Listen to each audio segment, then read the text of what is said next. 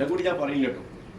അതായത് പ്രസവം എന്ന് പറയുന്നത് ഒരു മഹാഭാഗ്യമാണ്. ആ പ്രസവം നോർമൽ ഡെലിവറി ആയി എന്ന് പറയുന്നത് വലിയൊരു ഭാഗ്യമാണ്. ദൈവത്തിൻ്റെ ഇടപെടലിൽ നല്ലോണം. ഒരു സ്ത്രീക്ക് സഹിക്കാവുന്നതിലപ്പുറമാണ് ലേബർ പെയിൻ. എന്നിട്ട് ഇവരൊക്കെ സഹിച്ചില്ലേ അത്? ആ സമയത്ത് തണുപ്പ് തന്നിട്ടല്ലേ ദൈവം? അപ്പോൾ ഒരു വല്ലാത്ത അത് ആണുങ്ങൾ അറിഞ്ഞിരിക്കണം. അതുകൊണ്ട് മാത്രം ഇവരെ നമ്മൾ കൈകൂപ്പി സ്വീകരിക്കണം. ഒരു സ്ത്രീ വീട്ടിലേക്ക് വരുമ്പോൾ അവളെ ചേർത്ത് പിടിച്ചിട്ട് നെറ്റിലൊരു ഉമ്മ കൊടുത്ത് സ്വീകരിക്കണം. കാരണം അത്രമാത്രം പ്രയാസങ്ങൾ സഹിച്ചിട്ടുണ്ട്. അപ്പോൾ അതുകൊണ്ട് അത് ഖുർആനിലൊക്കെ കൃത്യമായിട്ട് അത് പറഞ്ഞിട്ടുണ്ട്. ദൈവം നേരിട്ട് പറഞ്ഞിട്ടുണ്ട്. അങ്ങനെയാണ് അവൾ പ്രസവിച്ചത്. അപ്പോൾ ഇതാ കുട്ടി എങ്ങനെ വരുന്നത്? ഇതാ തല ആദ്യം വരുന്നു. ഡോക്ടർ ഇങ്ങനെ എടുത്തു വെക്കുന്നു. ഇങ്ങനെ ഒരു വയറ് ഗർഭാശയത്തിനുള്ളിൽ നിന്ന് വരുന്ന ഒരു പൊക്കിൾ കൊടി എന്ന് പറയുന്ന കൊടിയുണ്ട്. ഒരു കോടുണ്ട്. പഴയ കാലത്തൊക്കെ വീട്ടിൽ നിന്ന് ഡെലിവറി നടക്കുന്നുണ്ട് ഇപ്പോഴും കേട്ടോ. സമ്മതിക്കരുതേ, മുമ്പത്തെ അവസ്ഥയല്ല ഇപ്പോൾ. ഭയങ്കര പ്രയാസമായിരിക്കും. കുട്ടി കൊലക്ക് കൊടുക്കണതിന് തുല്യമാണ്. ചിലപ്പോൾ അമ്മയായിരിക്കും മരിക്കുക.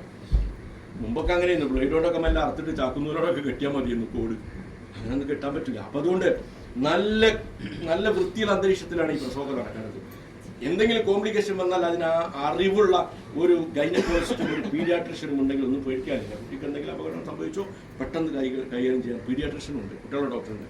പ്രസവം എടുക്കാൻ നല്ല വൈദഗ്ധ്യമുള്ള ഒരു ഡോക്ടറുടെ ഒരു സാന്നിധ്യത്തിലേ പ്രസവം നടക്കാവൂ. നമ്മുടെ മലപ്പുറം ജില്ലയെ പറയിപ്പിക്കരുത്.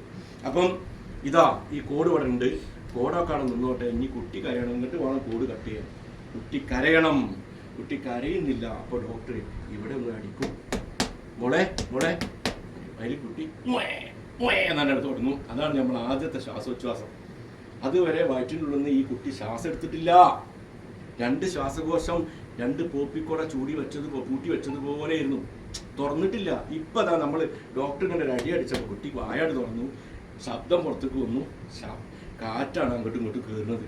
ഇപ്പോഴാണ് ശ്വാസകോശത്തേക്ക് വായു വരുന്നത്. അത്ഭുതമാണ്. ഈ കുട്ടി ശ്വസിക്കാൻ തുടങ്ങി. അപ്പോൾ ഡോക്ടർ പറയും, വെരി ഗുഡ്.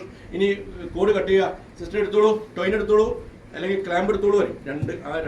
ഇവിടുന്ന് 2 ഇഞ്ച് മാറ്റി 2 ക്ലാമ്പ് ചെയ്യും. എന്നിട്ട് അവിടെ കട്ട് ചെയ്യും. മനസ്സിലായോ? ഈ കുട്ടി കരഞ്ഞാൽ ഈ ബ്ലഡ് വരുന്നത് നിൽക്കും. സ്വാഭാവികമായിട്ടും വയറ്റിൽ നിന്ന് ഇങ്ങനെ ബ്ലഡ് വന്നുകൊണ്ടിരിക്കും. ഇതുവരെ അങ്ങനെയല്ലേ ഈ കുട്ടി ജീവിച്ചത്? ഇങ്ങനെയാണ്. അപ്പോൾ അതുകൊണ്ട് അത് നിൽക്കും. അവിടെ അങ്ങനെ പിടിച്ചു നോക്കിയാൽ അറിയാം. ആ കോഡിന് പൾസ് ഉണ്ടാവില്ല. ശരി, ഇനി അത് പ്ലാസൻ്റെയും പൊക്കിൾ കൊടിയുടെ ബാക്കി ഭാഗവും ഈ അമ്മ ഇനിയും പ്രസവിക്കണം. മനസ്സിലായി? അമ്മയ്ക്ക് ശ്വാസം കിട്ടണമെങ്കിൽ ഇനി കുട്ടി വന്നു. 3 കിലോയുള്ള കുട്ടി പോന്നു. ഇനി 7 കിലോ ഉള്ള ഈ കുട്ടിക്ക് വേണ്ടി ഒരുക്കി വെച്ച പ്ലാസൻ്റെയും പൊക്കിൾ കൊടിയുടെ ബാക്കി ഭാഗവും രക്തക്കൊടിയുടെ ഒരു കൂട്ടമാണ്. അത് പുറത്തേക്ക് പോകണം. അതിന് മറു പോകാമെന്നാണ് പെണ്ണുങ്ങൾ പറയുന്നത്. After birth